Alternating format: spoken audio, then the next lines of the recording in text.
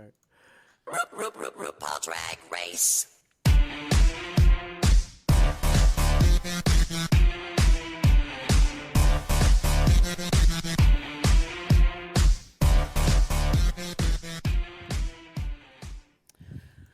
Hey, kitty girls, it's COL Drag Race tea time. It happens to be January 21st? 21st. Yes. It's a Monday. We're a day tardy to the party because your co host here had other things to do. So we're trying to get all caught up on this business. Yes. For those of you that do not know, my name is Gary. And with me is my ever fabulous co star. Hello, everyone. It's Damon. Hi, it's me, Damon. I don't know what to do with you. I know what to do with me, but we'll talk about that in a minute. Oh, well. My. Shall we get into this one? Oh, Yeah, no, go ahead. it's All-Star Season 4 is what we're working on right now, and it's Episode 6, LaLaPaRUza. I don't know how I feel about the name of this episode, but anyways. Yeah. There's a whole bunch of things that we're going to try to discuss, but the show might go quickly because I think you and I are on the same page on some shit. Probably. Or most of it, if not all of it. So first, let's listen to this a little bit. Prior to tonight, you were asked to prepare lip sync performances of 4 of my songs. And for the occasion, I have chosen to waive the licensing fees on 2 of the songs. Each of these boxes contains a different track. Do you choose box number 1, box number 2, box number 3, or box number 4? Choose wisely. So, whole different kind of episode in the history of All Stars. We've had 4 seasons now, and here's our judging panel. We got Ross Matthews, Michelle Visage, Carson Kressley, and RuPaul herself. No guest judges. Nobody gets the ability, the privilege, the honor, or anything to be in on this one. Yeah. I'm okay with that. That it was treated like a special edition kind of episode, if you want to call it, of that sort. Agreed. And as we heard, there's new rules for this particular episode. So if you weren't aware, 4 of the queens came back that were eliminated. They now can pick amongst 4 other queens. And it's a 1-to-1 kind of lip sync battle royale. If the returning queen wins, she gets to say she sends home a not yet eliminated queen. So the interesting thing that they did, though, that I kind of liked was this. They got to pick a song, but of course we have to do it in RuPaul fashion, so we brought out the pit crew. This pit crew is different than usual. This pit crew does have Bryce in it, the ginger, Mr. Number 4. Jason is missing. I don't know what happened. And then Sean's back. Yeah. Mr. Number 1. You can search on Google Images for lovely pictures of him. Like you would see on Tumblr. I'm just going to say. So. Oh, Sean. He was very he's my favorite pit crew member ever. Yeah. He's just so adorable and well, sexy. He has this something about him. I can't quite put my finger on it. Really? Because you could just kind of, No, I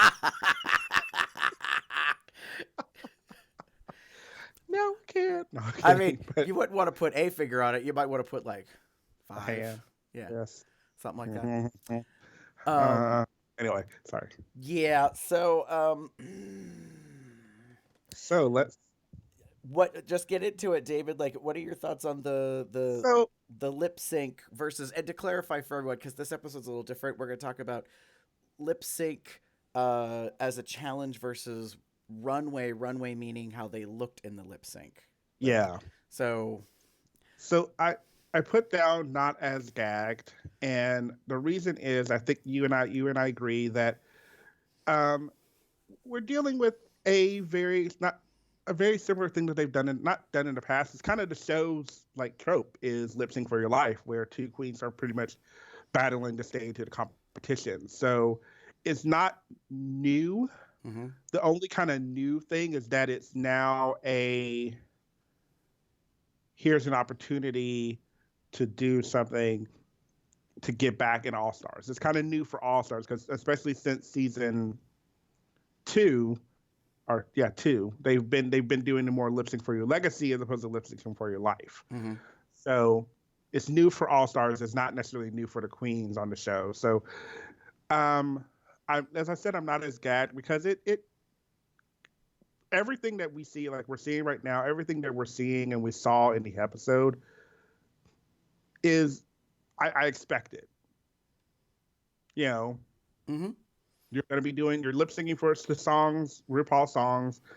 There was a lot of this, like leotards and dresses and reveals and everything. It was all kind of like a la like the finales of the last couple of seasons where, you know,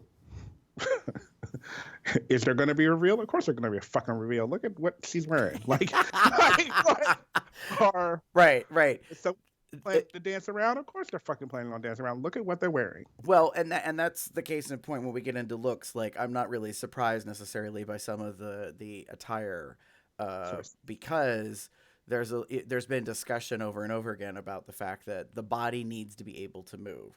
This is not about couture, Valentina's gilded rope and silk thing where she has to like, literally, down the hall. This is more for function than fashion. Yeah. So for me, I wrote predictable ?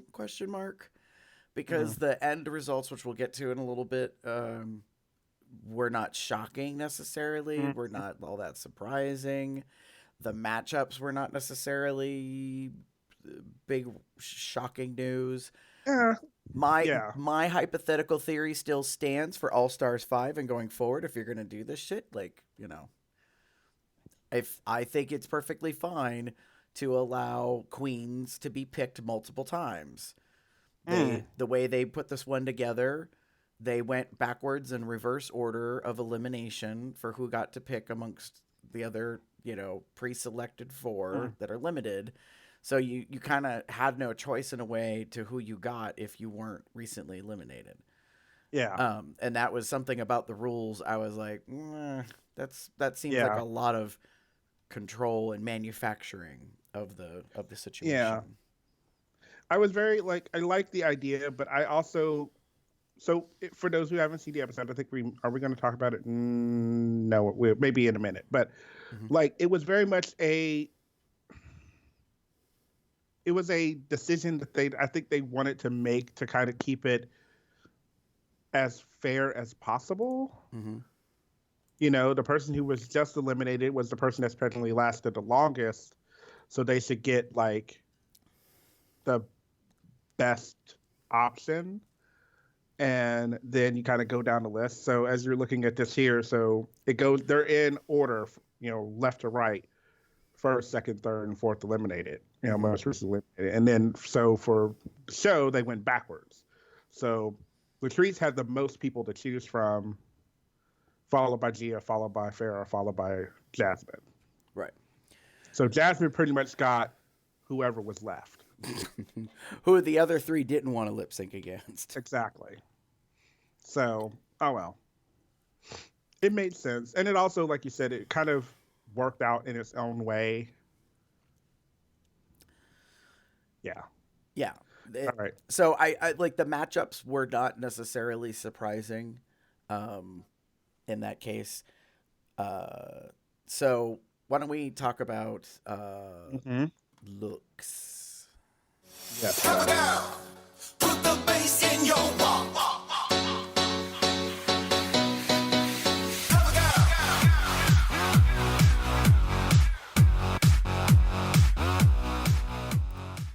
All right. So, first of all, we have to make a recognition that Manila and Monet are immune. Yes. So Miss Manila and Miss Monet served up looks and did not have to do a damn thing but stand/sit in the back and watch each of the 4 rounds take place.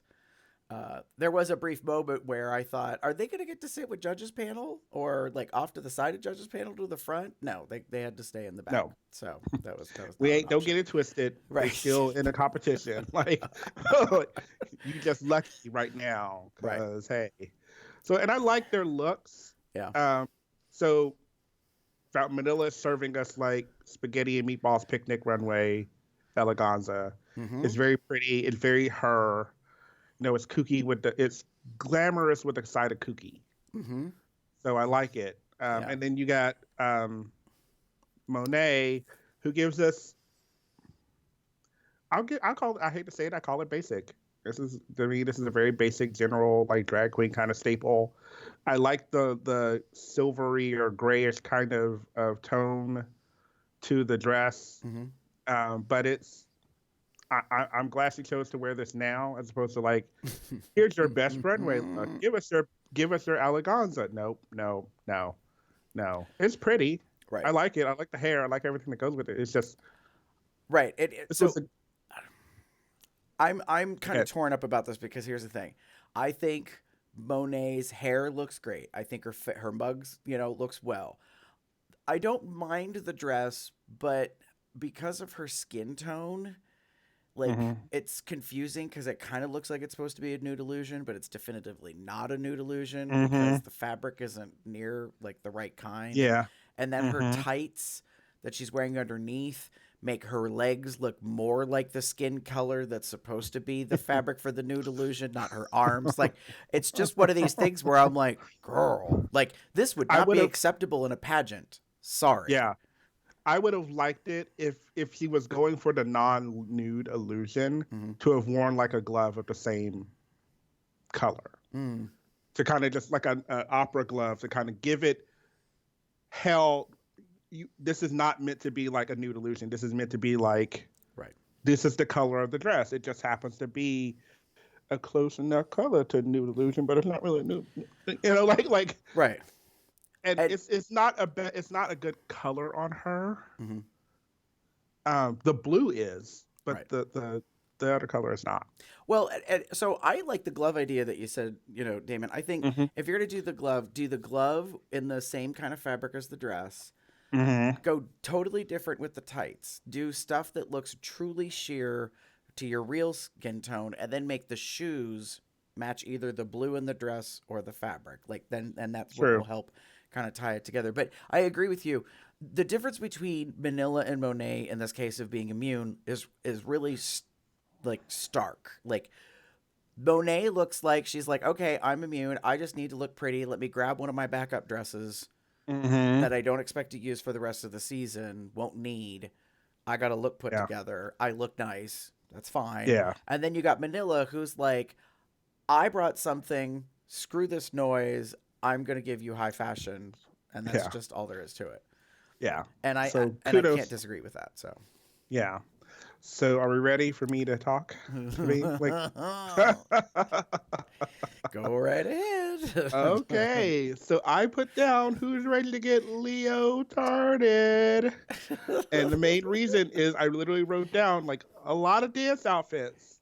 Like everyone's ready to like perform. So we get through, as you're going to go through these, we get through the looks and everyone is pretty much wearing something along the lines of we didn't technically see Trinity's until the reveal, but like you're wearing something to perform in, you're wearing something to dance in, you're wearing something to move around in. Given what we know the songs were, there was not going to be a slow ballad from RuPaul for this season. We weren't going to get like Champion or something like that. We were definitely getting her more fun, dancey songs. So everyone kind of wore something either to reveal or to dance in. Right. Everyone. There was no getting out of this. Oh, Latrice, we need to talk about that. Like, Here up, I'm loving from like the fringe up, like, but we shouldn't have worn the black, the very black pantyhose there or tights there because it don't look good. It don't look good. But anyway, so yeah, like I said, everyone wore something to kind of do the the the lip sync for your life, LaLaPaRuza, right.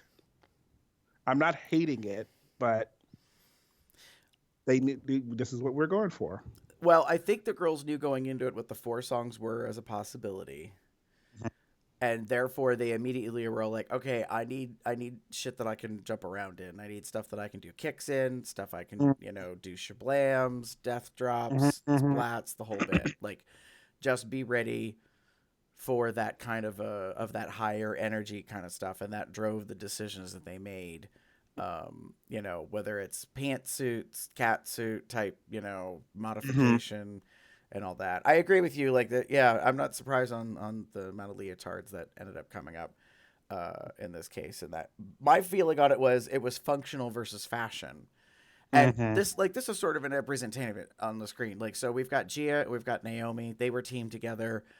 Gia initially comes out in a cover up, which explains why it looked a little weird. Like it fit, but it looked like it fit strangely. Like it wasn't as tight, form fitting as it should be. Oh, that's because it's a one piece and she just has it velcroed in the back and then she like whips it off. Yeah. And then we get the gold dancing number. And so I will say this much. I wish whoever made her either the top outfit or the bottom outfit had given her just like an inch or two more of the fabric at the bottom for the cover.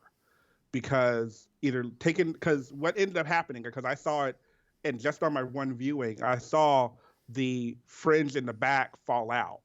And I was like, oh, well, that's kind of ruined. And to me, that's my problem. Once the illusion is gone, right, it's gone.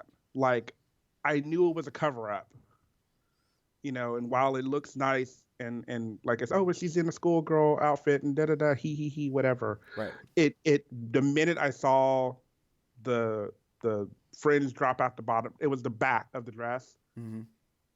Illusion shattered. It's now a cover up, full on cover up. I don't care what it looks like anymore. Right. Well, and I get that, and I missed that in the viewing, so I didn't catch that part necessarily. The thing for me about if you're doing reveals, what I found kind of comical is, so like our first matchup is Jasmine versus Trinity. Trinity is obviously hiding something. Yeah. Because she's got this big ass black cape thing on that doesn't fit or hang correctly because we've got this like teal sequin lining thing on the inside. It was very like, I'm like, girl, what is going on? Like, if you're gonna Phantom of the Opera this shit and wear a big old black cloak down to the floor, then wear it right. Like, it just, I don't know, it bugged me that it was longer in the back. And in this case, what we're seeing is the revealed look with the boots and the, as it was said in the fashion photo review, it's sort of a fashion bondagey kind of like look, which I'm like, I don't know if I'd call it that, but so for me, it was really more about like the function and whether or not there was fashion. To me, many of these were very functional. I actually liked Farrah's a lot. I like the colors that are in it. I just like, if I was to see her live, I would really love this outfit. Like, I think it's really good. Farrah's was my favorite. Yeah, I have to say, I have to give it to Valentina. She came strutting out, looking like a Hollywood starlet in this, burgundy wine kind of colored, pant number with gold accents. So, you could tell like some people were really thinking about it and some people were kind of relying on other stuff. Like Gia, I felt was really relying on a dance ensemble kind of, competitive number look. Naomi really, really surprised me. It was the one out of all the looks that I went, oh my. And part of it was because it was so bare minimal. Yeah. And then I was kind of torn up on whether I wanted more. Like, should there be more to this? Should there have been a reveal to this? Like, yeah, I don't know. Well, I don't. Given what, so we'll talk about Naomi here for a second because I will admit, kudos to her on this like look as we're looking at it. She had, if you know, after they got off they did the walk, then they came back on. She eventually had this like stole on one side for a while. Mm-hmm. I mean, it eventually got taken off because she's not going to dance around in that. But it was very much like, oh, this is a very like revealing look. Like there is not much coverage anywhere. Well, the truth is, to look at her in this, I could see where some men would not believe this is not a woman. Yeah. Like, because they're probably thinking, well, where does she put it? Like, because she's given Trinity, the run for the money on the tuck part in this particular outfit.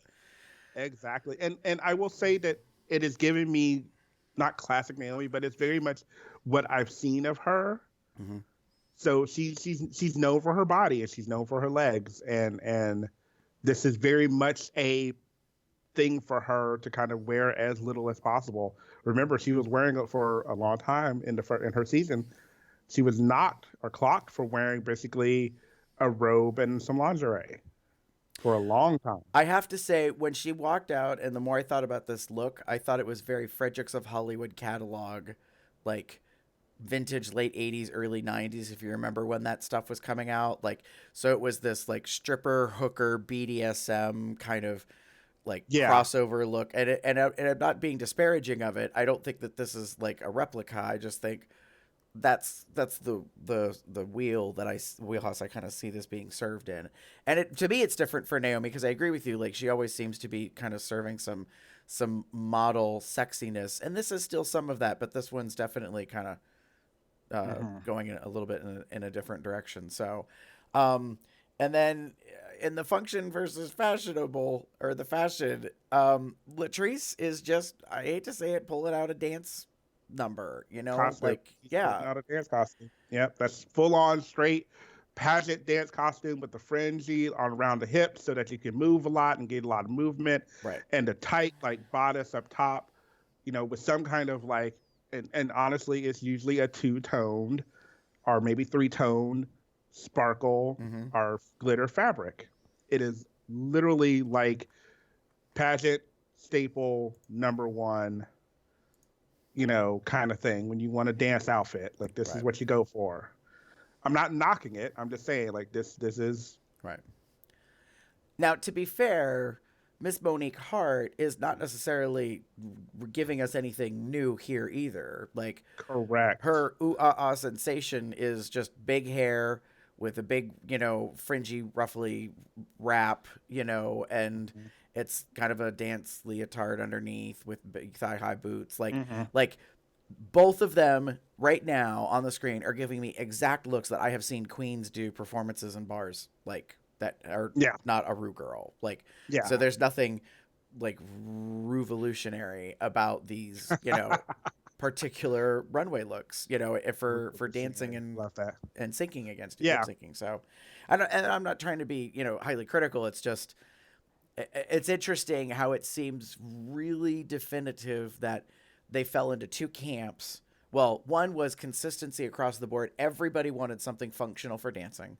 And the second one was whether it was really traditional, like you kind of see it all the time or have seen it before. And then there's just a couple where I felt they were trying to give us something a little more in that case. So, yeah, it was interesting, to say the least. It was interesting. And indubitably. Yeah. All right. So we've got more information about new rules in this case, because it's a LaLaPaRUza, of course. Ooh. 2 All-Stars, stand before me. In a moment, I'll ask one of you to chanter, which means stay, and one of you to sashay away. Forever. Ladies, this is your last chance to impress me and save yourself from a final elimination. The time has come for you to lip sync for your life.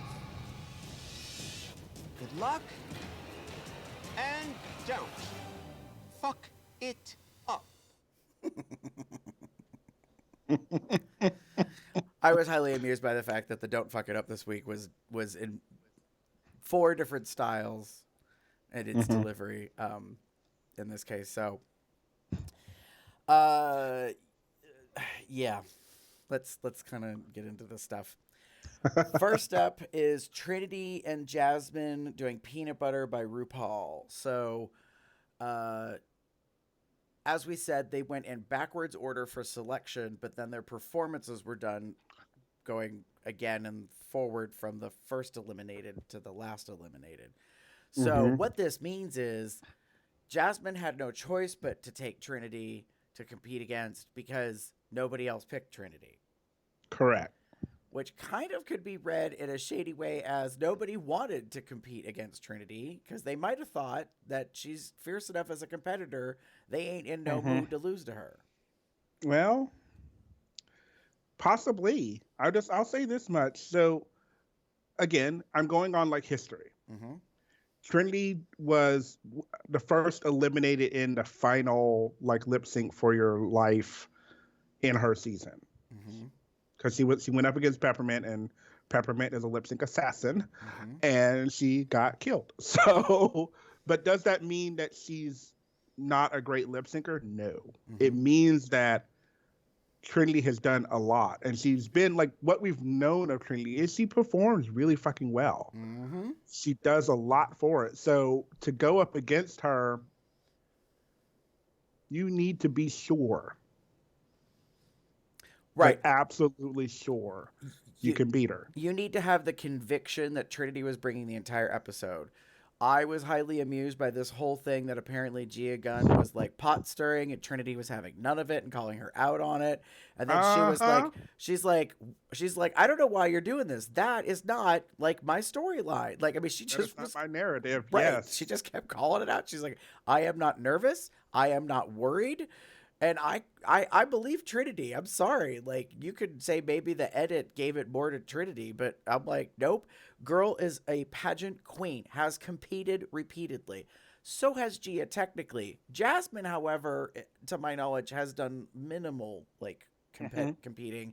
So in a way, it was a very unfair like lineup for the two of them because while Jasmine has more years of experience, Trinity, on the other hand, is like a shark in the water, like for blood. Yeah. She refused to lose. That was just the end of it. Yeah. Trinity gave no fucks. Like, she was literally like, I know what I'm gonna do. I know what I need to do, and I'm gonna do it. And that's that. Like, that was it. And I loved her whole like narrative to Gia about like, this is not my narrative. This, don't put that in there. You may think I'm nervous, but I am not. And I agree with you. I totally believe Trinity in these moments. She was very much like, I'm not necessarily stone-faced. She is not giving a face, but she's not covering up anything. She is literally like, I got this. Right. Bring it. Right. And it kind of came across in the performance. Yeah. This particular lip sync, I did not feel in any way, shape, or form that it was nail biting or I was not on the edge of my seat. Like, when it was done, I kind of felt it was obvious who was going to stay and who was going to go. Yep. In this case, which I guess I'll say that I'll play this just to be safe.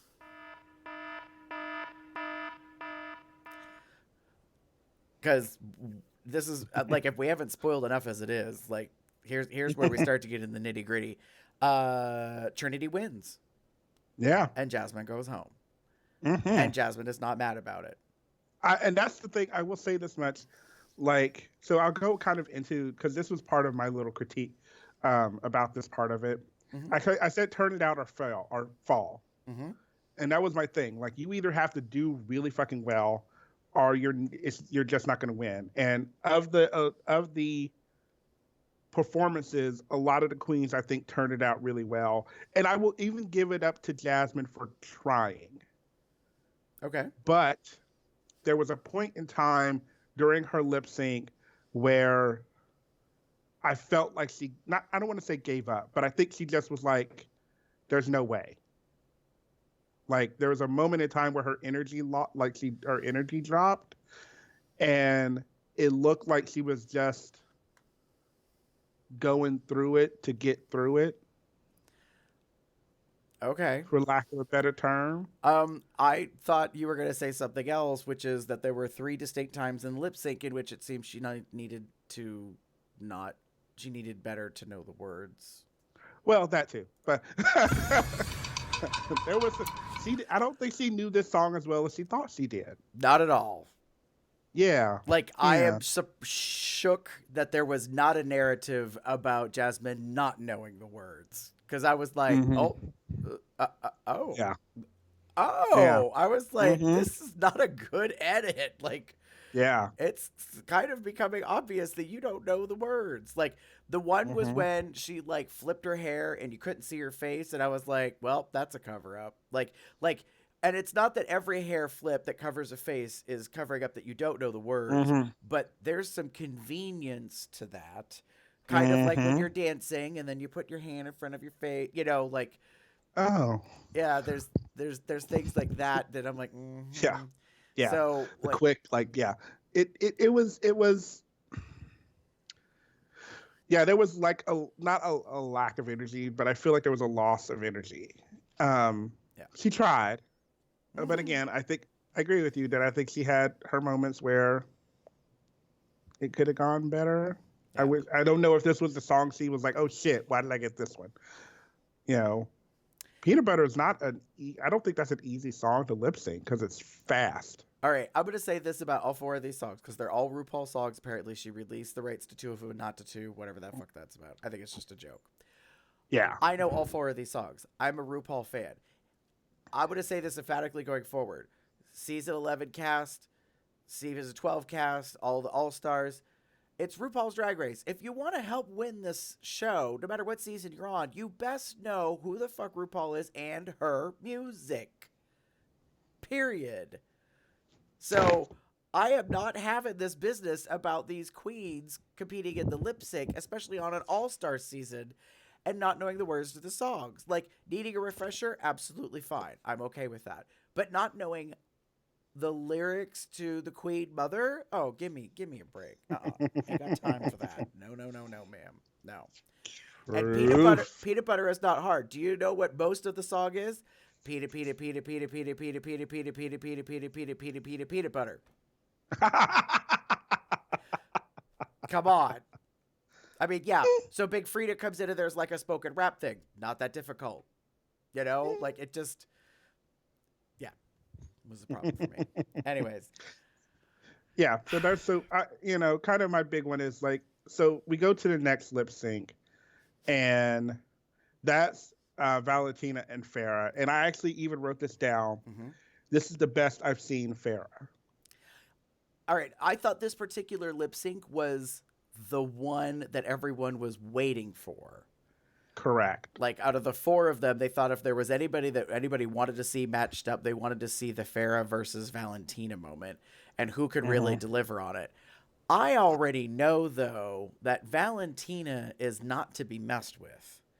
Like, True. She's really kind of coming now to me more than anything, despite things about her personality, which we'll talk about later. If I put that aside, she's really kind of rising to a Manila kind of level, like polished, got it together, conceptually has a look, and really can't be fucked with. So, and it's nothing against Farrah, but Farrah is really kind of coming across as like a baby drag queen, which she's not. But like, I don't know if, you know, more and more years of performing will give her that edge, that, you know, fire, or not. Yeah. And there's nothing wrong with that. It's just, I think there are some queens who are highly competitive that are out, you know, to shiv another queen. And then there are those that are just, I'm just here to have fun and perform. And then, well, that's nice, you know, and then that's kind of it. Yeah. And I will say, like, she gave me enough. Like, this, I'm glad that she got a little bit of her confidence back to where she was able to do this and do it well. So that's why I give my props to Farrah. I knew when the lip sync started, like not knew when it started, about halfway through, I knew she was gone. Right. Like, don't get me wrong. Call it edit, call it whatever. Right. It was, I knew halfway through that there's just not going to be enough there. Right. So, I mean, and in their performances, there was a distinct difference. Valentina knew what the song was, knew what the lyrics were, and decided to play up the whole kitty cat thing. mm-hmm. And that is probably on the nose a bit, but it worked. Like, you know, some of her movements and that and her gestures, I was like, she's tapping in and knowing what is going on in this case. So it was Valentina versus Farrah and Kitty Girl. Not necessarily a surprise. Valentina wins. Yeah. So we're 2 rounds down, and 2 of the queens I know that have come back have also not won. So that's kind of where we land on that one. Yeah. Then we move into the 3rd round, which is Naomi versus Gia. They get to do Adrenaline in this case.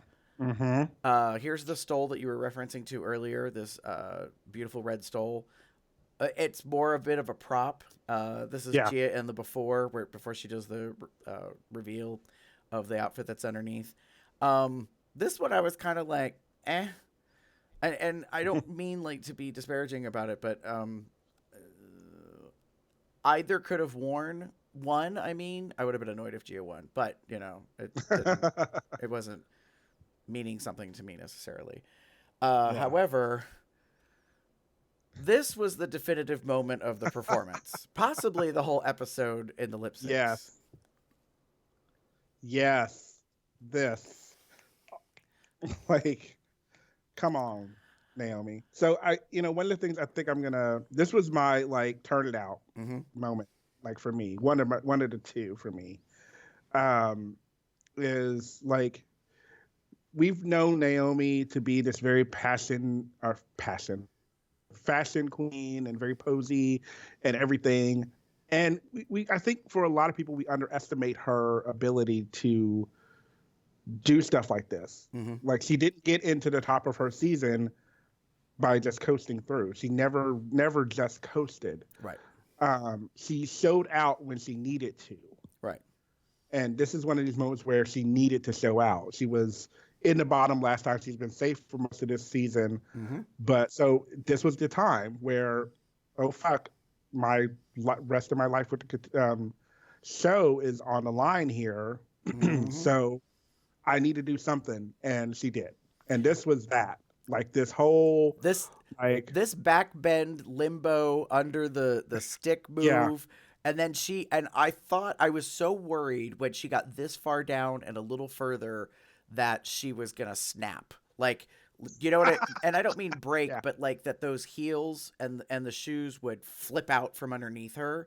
Like, and it was going to, you know, kind of not go well. But I was shocked as to how much body and core control of her muscle she has, that she just basically kind of glides herself down like a snake. And like, I was just like, oh shit.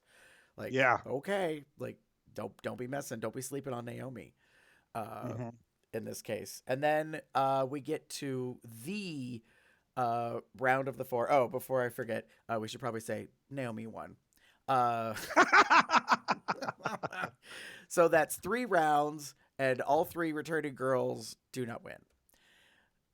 Then we end up with the the matchup that was kind of predictable, because Latrice was dropping these big old turds all over the place, leaving a trail. If you couldn't figure it out, that she was going to pick Monique Hart because Monique sent her home, and that she was trying to create this narrative that Monique saved Monet because they're friends. And I love the confessionals because Monique's doing this whole clapback. Yep. Like, girl, this is your 3rd season. Well, we don't count season 1. I don't care. This is your 3rd season on here, and all you're serving is the same thing over and over again, and you're not really bringing anything new. And in the report card, you were in the bottom. Like, I mean, it was just this whole. I love that.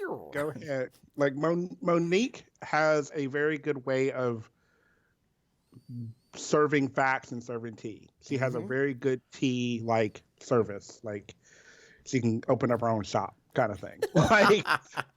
Because it's true. And she says, Yeah. and I love the fact that she said in the very beginning, she said, like, no, this is the truth. This is the fact. Like, I did not eliminate you because Monet was my friend. That was Manila, who was going to save you because you were her friend. Right. Don't get it twisted. Right. She didn't say that, but that's like me. Right. And you know, then she's kind of like, she had a better report card, and it's true at that point in time. And I like that Monet defended Monique as well. So it's like this whole, like, you have your own kind of narrative in your head, and that's however you want to believe. And if that's what you believe, then that's what you believe, and that's it. Right. So Monique versus Latrice was round 4, and the song was "Sissy That Walk." So the two of them are dancing and competing, and we get wig reveals out of both these ladies.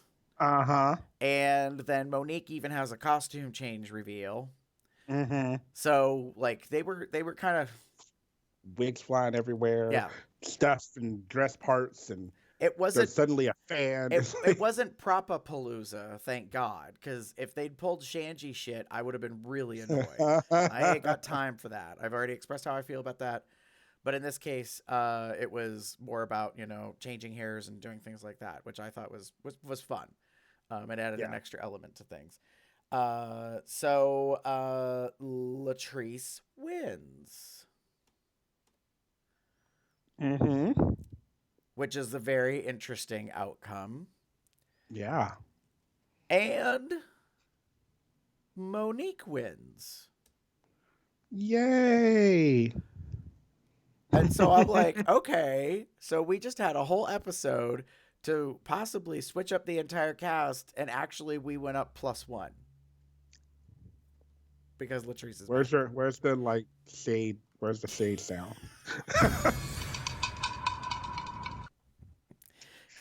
Well, there's this whole online conspiracy theory that Valentina was going to get eliminated no matter what at the end of the last episode. And so production stepped in, and now we put these new rules into place, and we have a whole episode to save Valentina's ass. I don't know how true it is, but you can't dispute it so far in that. For the lip sync for your legacy, I basically said, was it what we wanted? And I'm leaving that as a question. It was okay. Like, I wasn't on the edge of my seat. There was nothing super exciting about it, in my opinion, in that case. So I was like, yeah. So there's that thing. And you've got these two who, you know, are on the sidelines, and they're immune, which is kind of an oddity, and probably piss some of the other queens off, to be quite frank. And so, you know, we've got one serving up a hot, tasty dish of couture. The other one, like we talked about, is just, you know, got a basic. Has just kind of a look, so to speak. So yeah, I'm not really sure if I feel that where we are with this particular episode, we are, you know, really making big new strides. Yeah, I think it was, like we said before, it's kind of a predictable. Like you put your little question mark. I feel this was something that was going to happen when they didn't immediately, quote unquote, eliminate Monique. I knew she wasn't going to be eliminated. If that makes sense. Like there was this moment for me, I was like, oh, and here we go. Like, so I was fine with it. Yeah. So, you know, basically what ends up happening is, so all the queens come back. So now there's 10 contestants all over again. We do the, you know, 4 rounds of lip sync competition for your life. And we end up with this. 3 out of the 4 don't get to return. And Latrice is back in the game at this moment. The same queens that were still in the competition at the top of the show are still in the competition. Right. And so it really begs this whole thing about like whether or not a returning queen can make it. Because even Trixie talked about she's the only queen that's lasted the longest from returning, and that was only like 2 episodes.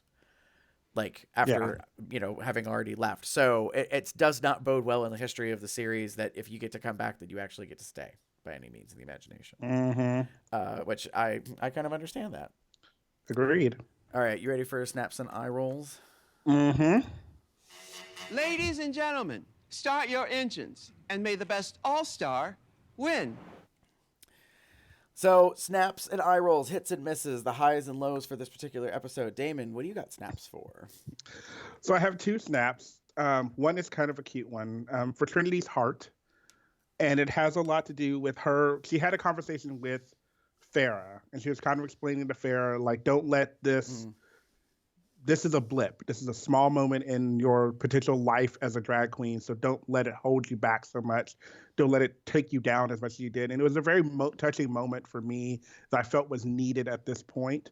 You know, she comments that she has been a drag queen twice as long as Farrah has been, and she says that she understands that there's potential for this to happen, but to not let this kill your, you know, potential, you know, whatever. And I like that.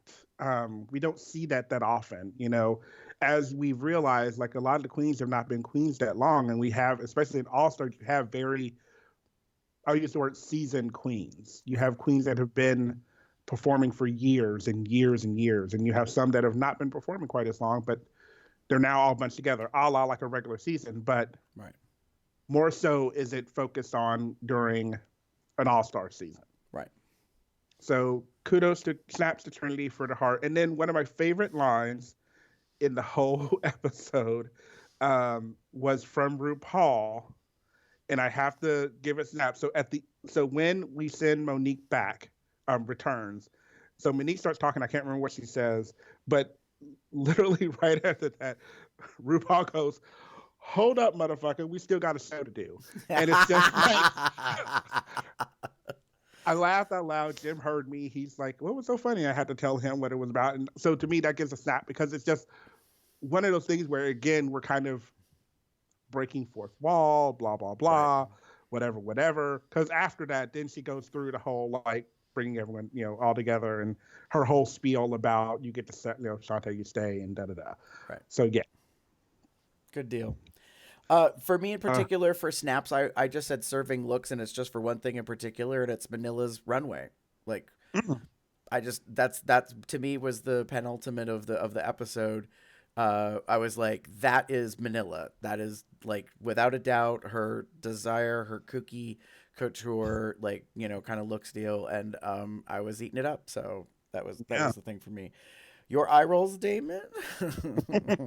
I think we've got some similar eye rolls, and my eye rolls are called Fantasy Island, and it has a lot to do with these delusions that the queens have in regards to just the show and themselves in general. Like, we talked about Latrice's sort of like dialogue at the beginning, where she believes that Monique eliminated her because Monet's her friend and they're season 10 queens and blah, blah, blah. And that's not it at all. Right. And I tend to agree with Monique that that's why she eliminated her. Right.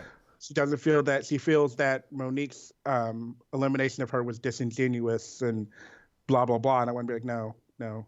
I think you are upset that you got eliminated because you haven't been doing that well. Right. So I'm sorry, but I'm not sorry. Well, and then go ahead. Yeah, go ahead. I was just gonna say, my eye rolls are Valentina's confirmed delusion has been revealed. She flat out says in confessional, you know, it's my own little world with this own little coconut head of mine, and I was like, girl, we know, but I'm so glad that it's just finally out there that, like, you know, this is all just this, like, strange fantasy dream thing, you know, that you're living in, you know, when at the top of the episode, when she's talking to the whole cast about how, you know, in her world, she was funny and the judges were laughing. And it's like, girl, no, that's not how this works in this case. Anything else, Damon, before we wrap up? What? Sorry, I literally put in Google, like, delusion Valentina, and someone put last week's, all the judges were laughing at my jokes with Valentina, and then underneath it they have delusion by Jinx.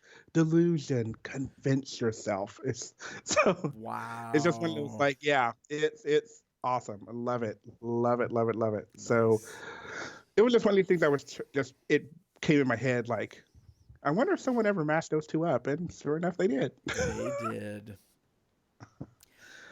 Craziness. Any final thoughts before we wrap? All right, so it's going to be another lap. We get into episode 7 this coming Friday. And I can't even remember. I saw somewhere online what it was pre-listed as. But anyways, they get put into teams. They get to create their own like nightclubs or something. I think it's like, there's 7 of them, so I think it's a team of 2, a team of 2, and a team of 3. At this stage, I would not be surprised if the entire team gets eliminated, and I think that's fair. We need to get back on track. Like, we ain't got time for this. And I'm gonna make a side mention. I'm already super cranky because season 11 cast is being revealed this coming Thursday at noon on VH1 Live, and I'm like, motherfuckers, could we at least finish All Stars 4 before we jump into the next thing? No, obviously not, because we're probably doing it back to back yet again. Yep. So we'll be here. Fuckers. All right. So if you would like to get in touch with us, though, you could go visit our blog at cubsoutloud.com. You can send us an email, which is cubsoutloud@gmail.com. Or better yet, you could leave us a voicemail. You could do that at 361-COL Talk. That's 361-265-8255. Social media wise, just type in Cubs Out Loud as one word. It could be Instagram, Facebook, Twitter, YouTube, or other things.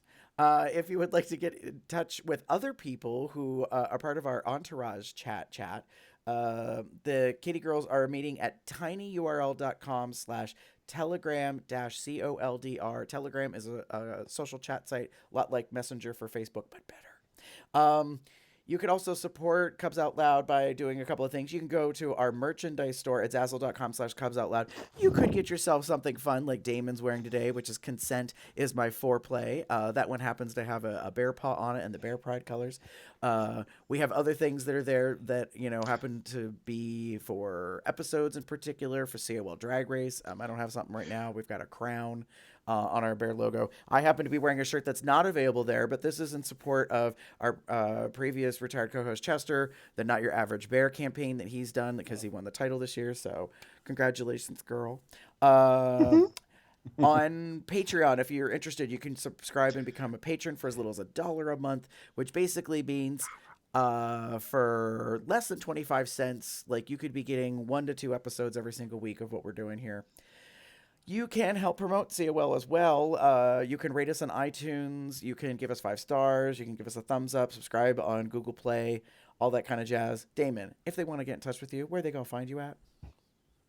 They going to find me at TheaterCup79 on most bear sites, or as pup_Umbra on Twitter. And if you would like to find me anywhere online, just type in Gerber73, GARBEAR73. And until next week, just remember, babies, that we're all born naked and the rest is drag. I'm telling the truth now. I'm telling the truth now. All born naked and the rest is drag. Who do you think you? Who? Telling the truth now. Who do you think you? We're all born naked and the rest is drag. Bye, everybody. You're muted. Bye. Woo. I muted because I was I reading know. other things. Well, I am literally gonna just like I know hop off of here. So I know you got to